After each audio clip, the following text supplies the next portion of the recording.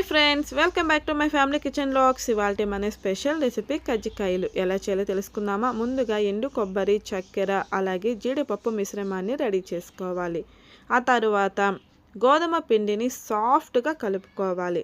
ఇలా కలుపుకున్న తర్వాత చిన్న చిన్న ముద్దలుగా చేసుకొని ఇలా వీడియోలో చూపించినట్లుగా ఈ సైజులో రుద్దుకోవాలి.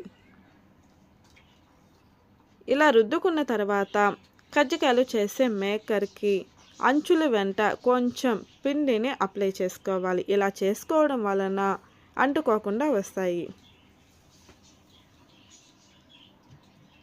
ఇప్పుడు ఇందులోకి ముందుగా ప్రిపేర్ చేసుకున్న ఎండు కొబ్బరి, చక్కెర అలాగే జీడిపప్పు మిశ్రమాన్ని వేసి కరెక్ట్గా ఫోల్డ్ చేసామంటే కజ్జికాయల షేప్ అనేది రెడీ అయిపోతుంది.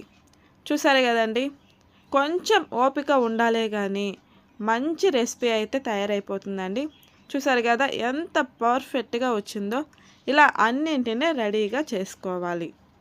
చూసారు కదా షేప్ ఎంత బాగుందో.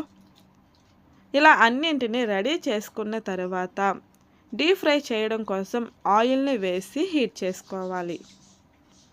ఆయిల్ మరీ హై ఫ్లేమ్లో కాకుండా అలాగే మరీ లో ఫ్లేమ్లో కాకుండా హై ఫ్లేమ్లో బాగా హీట్ అవ్వనిచ్చి తర్వాత మీడియం ఫ్లేమ్లోకి అడ్జస్ట్ చేసుకొని ఒక్కొక్కటిగా వేసుకుంటూ గోల్డెన్ కలర్ వచ్చేంత వరకు ఫ్రై చేసుకోవాలి.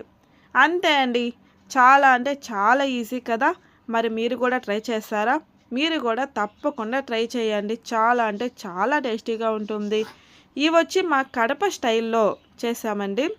మీరు కూడా రాయలసీమలో ఉన్నవారు ఎవరైనా ఉంటే కమెంట్ చేసేయండి.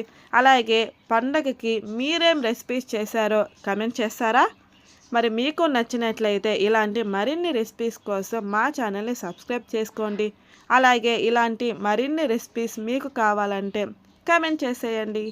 Thank you.